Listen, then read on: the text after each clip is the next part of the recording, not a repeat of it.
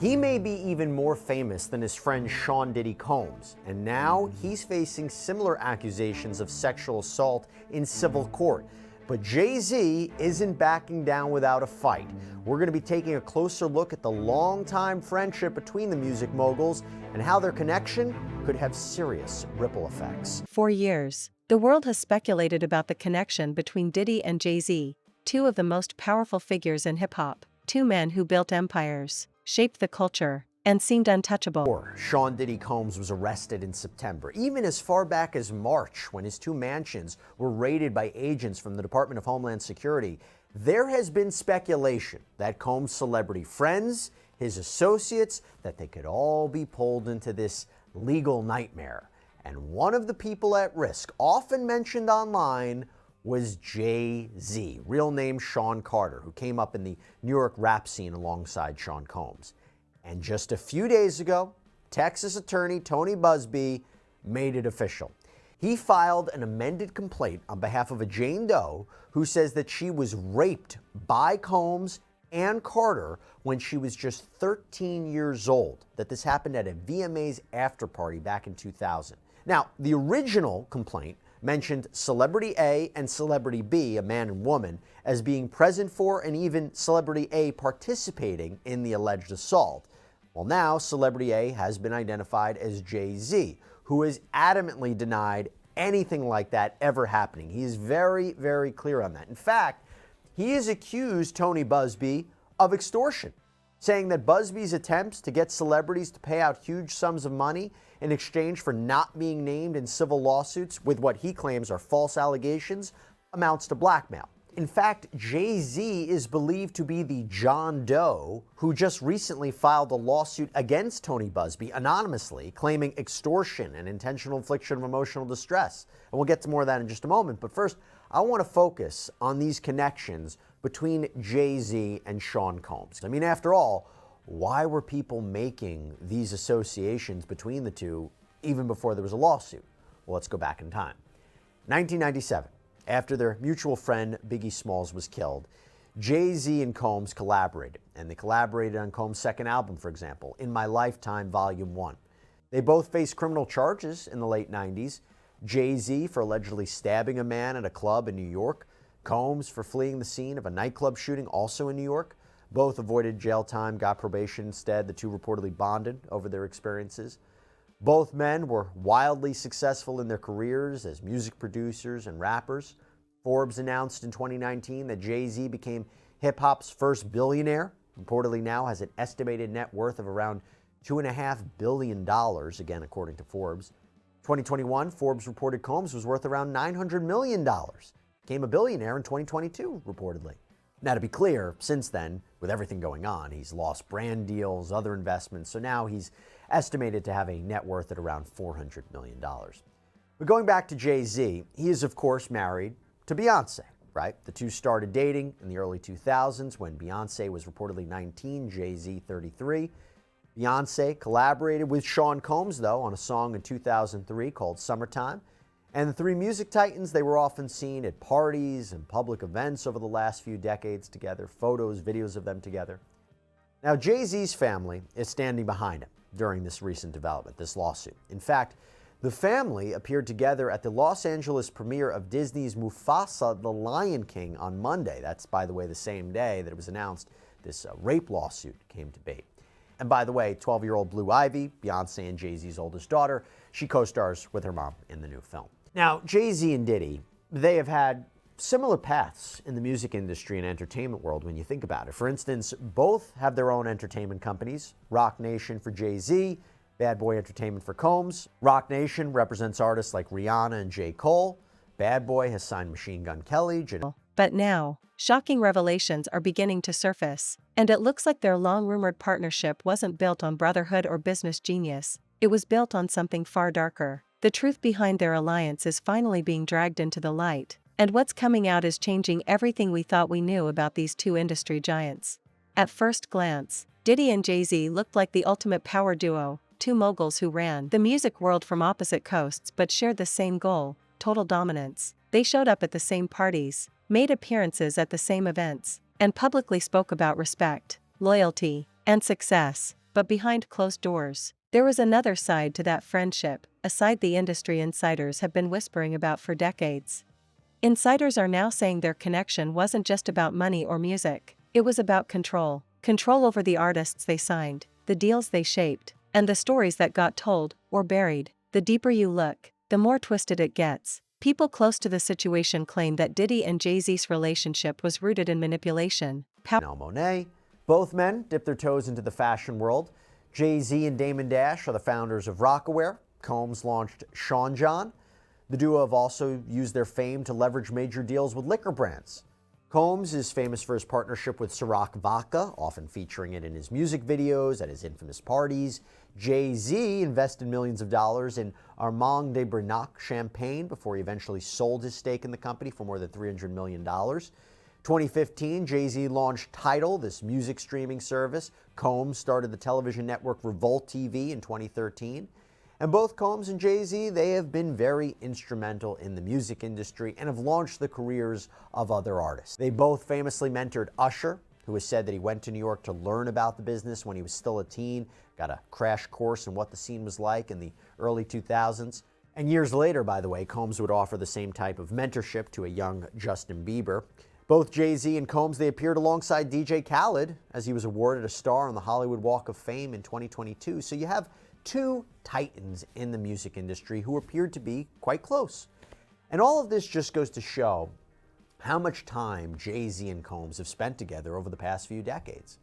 Is it possible that Jay-Z had no idea of the accusations against Sean Combs? I mean, assuming that these allegations are true, allegations that he raped and sexually assaulted both men and women, even children, and that he held these freak-offs, basically these orgies that involve commercial sex workers and drugs and camera equipment.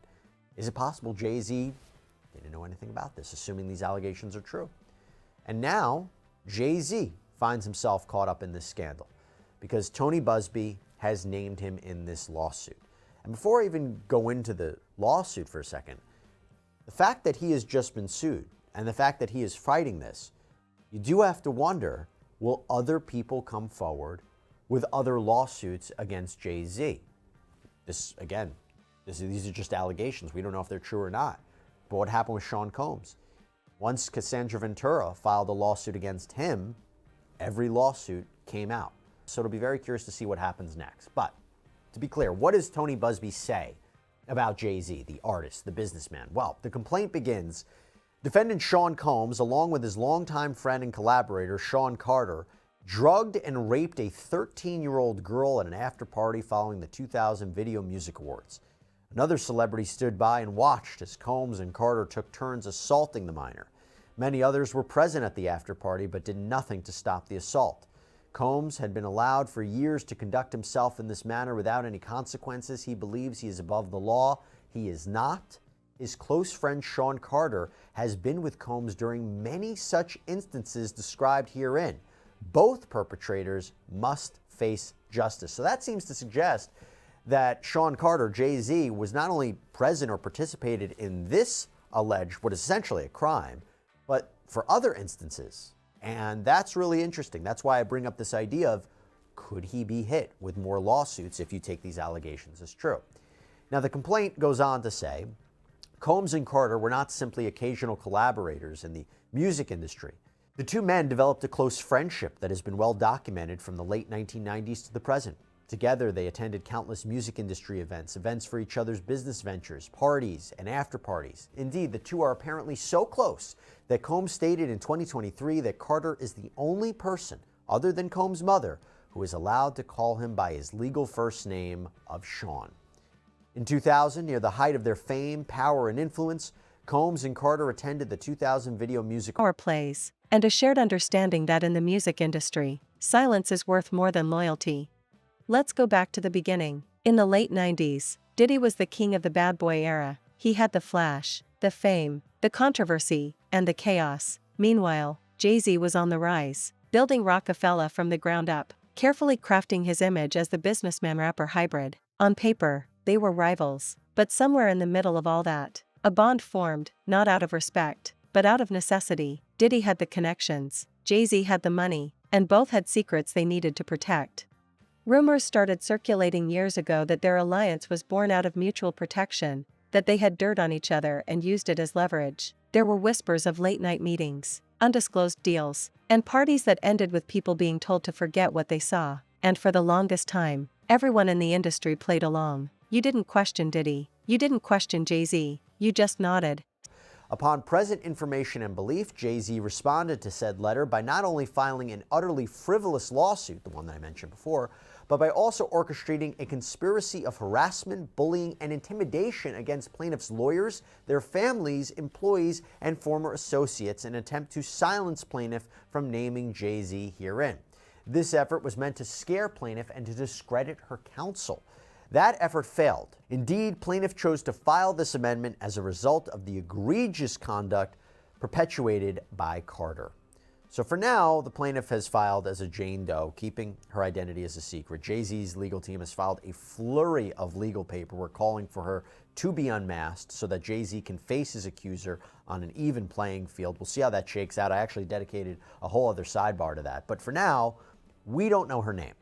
Now, I will say, it is interesting, as we're talking about how close Jay-Z and Sean Combs are, or were, because based on the recent filings from Jay-Z's legal team in response to this lawsuit, there seems to be, arguably, a distancing of Jay-Z from Sean Combs. Why do I say that? Because, for instance, in Jay-Z's effort to say that Jane Doe should not remain anonymous, they address the argument from Jane Doe where she says, look, I can't reveal my name for security reasons, that Combs has engaged in threats of violence in the past, that if I reveal who I am, I could be in danger. Okay, Jay-Z responds to that by saying, or his counsel responds to that by saying the following. Plaintiff's counsel stresses that other alleged victims he represents have stated that Mr. Combs made threats of violence against them or against the client's family members if the client disclosed to anyone the facts of the sexual assaults. But there is certainly no allegation that Carter ever threatened to harm plaintiff, nor could he, as he has no idea who she is. Or how about this? Those cases concerned Combs, who is under indictment and detained following a raft of criminal and civil allegations against him. But plaintiff has now sought to sully the reputation of Mr. Carter, who has never been accused of misconduct in his 37 adult years. So you're seeing that distancing in a way, at least that's what I saw. Now, going back to the actual complaint here, let's talk about it. So Jane Doe claims that when she was 13 years old, she went to the VMAs, the Video Music Awards in New York City. Now, she says she didn't have a ticket, so she couldn't get into the event, but she walked around outside Radio City Music Hall, where one of the limo drivers for Sean Combs reportedly told her to come back later and that he would take her to a party that Combs was throwing. So Jane Doe claims that when she got there, she had to sign paperwork that she didn't really understand, reportedly some sort of non-disclosure agreement. And she was also allegedly handed a drink at this party, which she believes was drugged. She says she started feeling woozy, she didn't feel right, so she went to find somewhere to lay down. The complaint says Combs entered the room along with defendant Carter and a female celebrity, Celebrity B.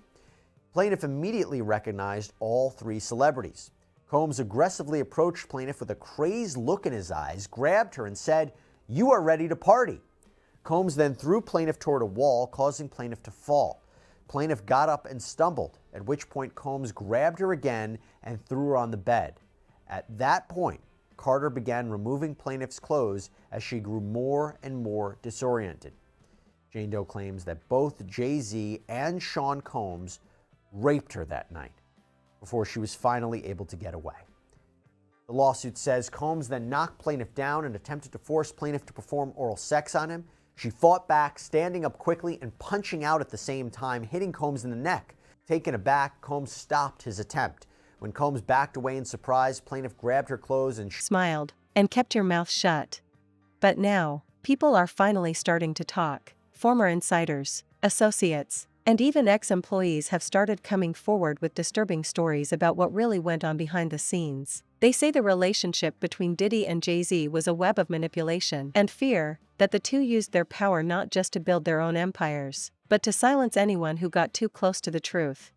There's one story in particular that's resurfacing, an alleged meeting years ago where the two supposedly agreed to keep certain information buried. What information? No one's saying out loud, but the whispers are growing louder. It's about the things that happened in private circles, exclusive parties, secret business deals, and connections that stretch far beyond the music industry. The kind of stuff that could destroy reputations, end careers, and expose how the game really works.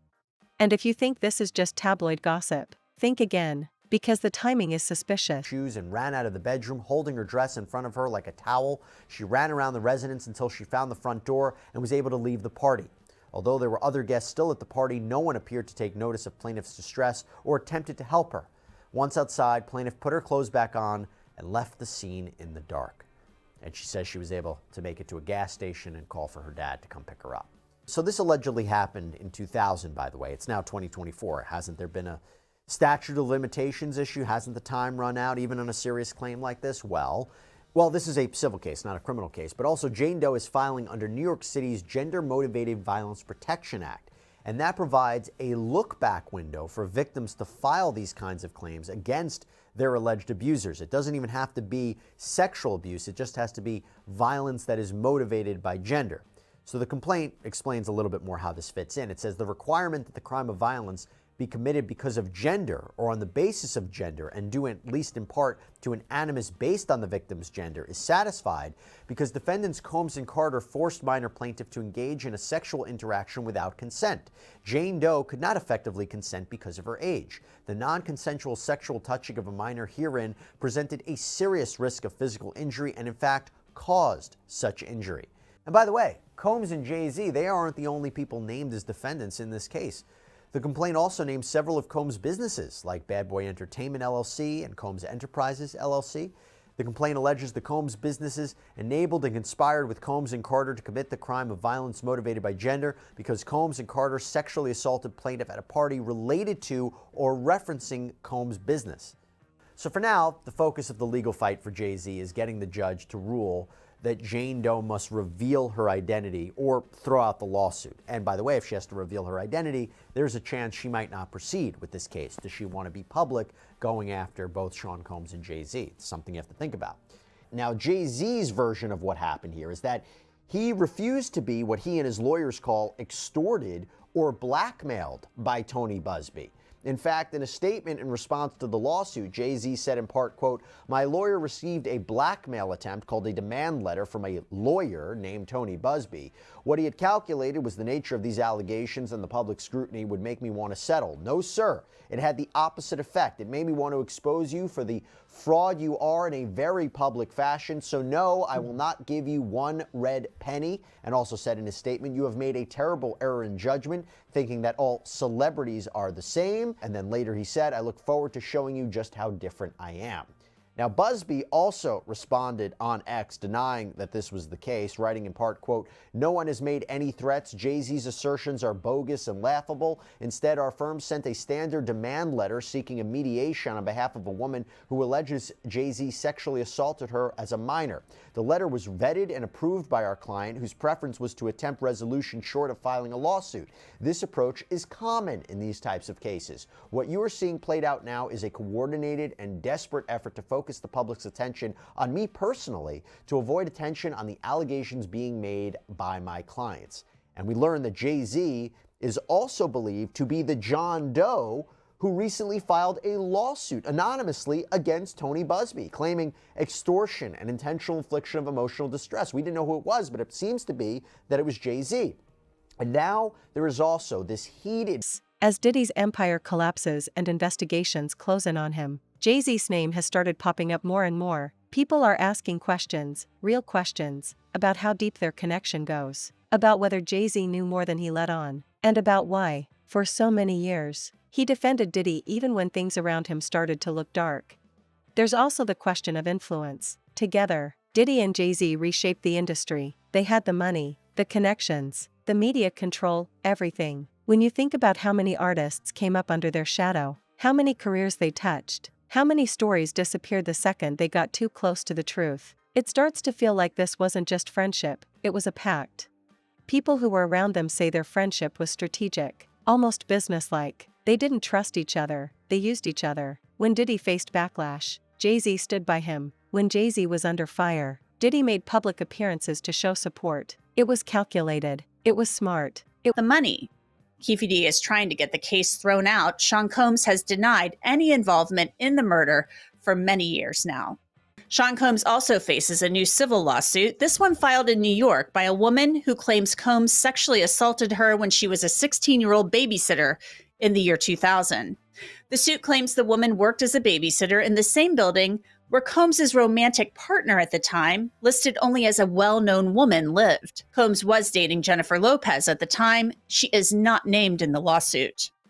The woman claims in the suit that Combs told her she should get in his car and that the two men who worked with him were there.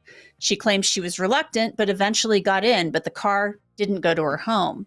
She said she was offered a drink to calm her nerves, but it made her groggy. The suit claims she was sexually assaulted and taken home and left in the lobby of her building.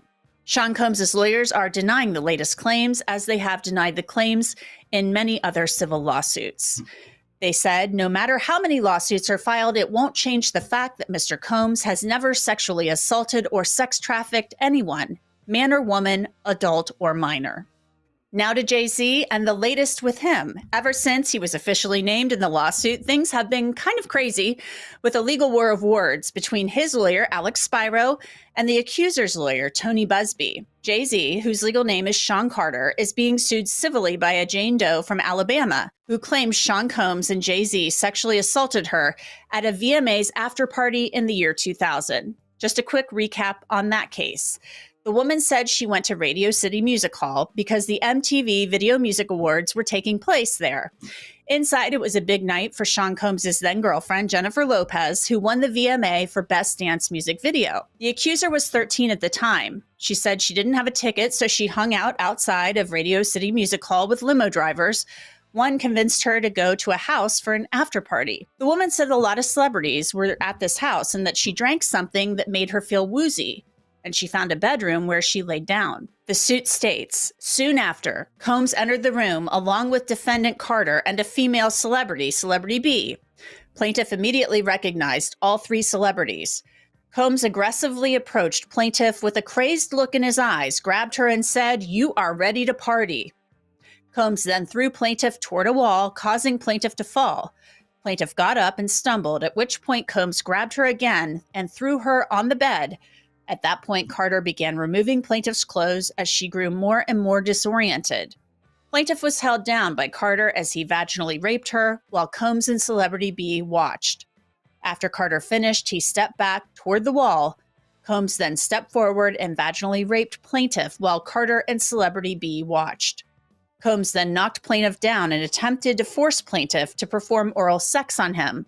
She fought back, standing up quickly and punching out at the same time, hitting Combs in the neck.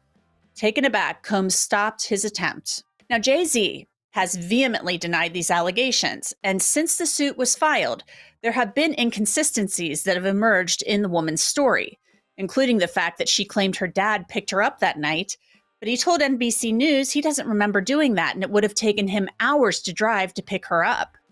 And the woman claims she talked to Benji Madden at the party, but he was on tour in the Midwest at the time. Well, an old friend of Jay-Z's, who has a complicated past with him, is now coming to his defense. Rapper Beanie Sigel says the woman should have to reveal her name. Right now, a judge is allowing her to remain anonymous. Sigel and Jay-Z were both artists on Rockefeller Records back in the early aughts. Jay-Z was a partial owner of that label. The two had a falling out. Then Sigel recorded a diss track about Jay-Z in 2000. It was survival. But now, that alliance seems to be cracking. With the flood of legal trouble surrounding Diddy, insiders say Jay-Z has started to quietly distance himself. He's gone silent on social media. He's avoided questions. He's not showing up where Diddy's name is mentioned. Some even claim that Jay-Z's team is working behind the scenes to make sure none of this fallout reaches him, but it might already be too late.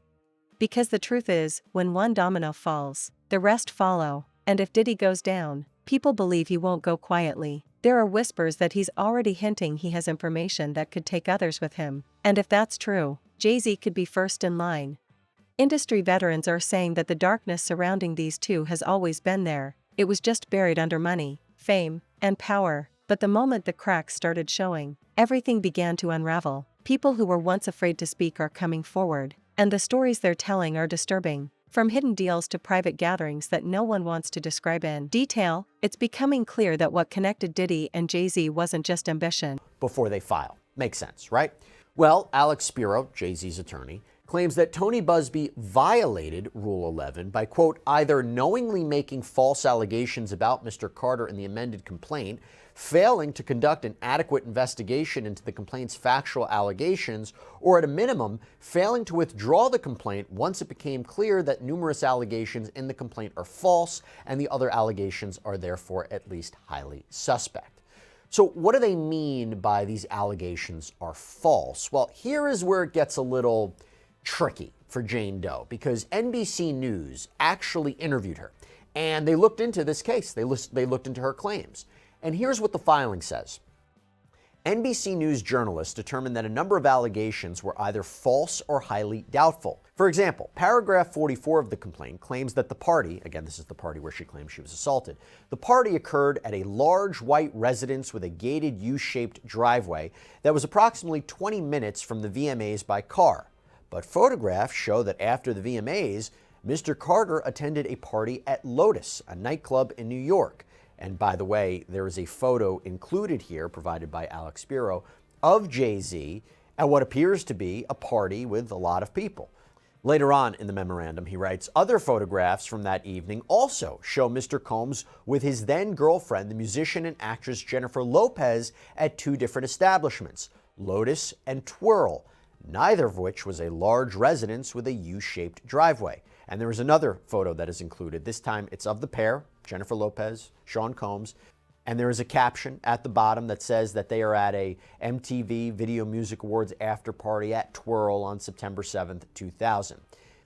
But that is not the only alleged inconsistency. You see, Jane Doe has claimed in her complaint that she was able to escape this situation and run away to a nearby gas station, call her father to pick her up. Well, the filing says, paragraph 60 states that after the alleged assault, plaintiff's father drove to pick her up. But her father has no recollection of doing so, despite the fact that it would have been a 10-hour drive round trip to retrieve his 13-year-old daughter from a random gas station. And yeah, that was included in the NBC report. It was a big part of it because this accuser's father told NBC, quote, I feel like I would remember that and I don't. I have a lot going on, but I mean, that's something that would definitely stick in my mind. Now, Spiro continues in this filing saying paragraph 46 states that plaintiff spoke to celebrities at the alleged party, but when journalists pressed her as to which celebrity she spoke with, she named a person who was in Chicago that evening performing a concert. So Spiro explains a little bit more about this later on in the filing, where he writes, plaintiff also claimed with certainty that she spoke with musician Benji Madden at the alleged party about his tattoo, The Last Supper. She supposedly remembers this interaction with clarity because she has a religious background, so it was something to talk about. But Mr. Madden was not even in the state of New York. His representative told NBC that he did not attend the VMAs and in fact was on tour in the Midwest with his band Good Charlotte. Then, Spiro writes, paragraph 40 states that plaintiff watched the VMAs on a Jumbotron. In fact, photographs from that evening show there was no Jumbotron, as New York City had denied MTV a permit. And included, also by Jay-Z's legal team, is a screenshot of what appears to be a video, so it's a still shot, from a YouTube video that is titled 2000 MTV VMAs Red Carpet. And it appears that someone is performing on an outdoor stage in New York, but from that pic, yeah, you don't see a Jumbotron. Then, Spiro continues, and the same paragraph says that plaintiff approached limousine drivers at the VMAs. And by the way, the allegation was there is that a limousine... It was something darker, something built on secrets that were never supposed to come out. The public image they built, two self-made icons, running the culture and inspiring generations, is now being questioned. Were they visionaries? Or were they just playing a bigger game, manipulating everything and everyone around them to stay on top? Because when you strip away the fame, the awards, and the influence, what's left looks nothing like the picture they painted for the world.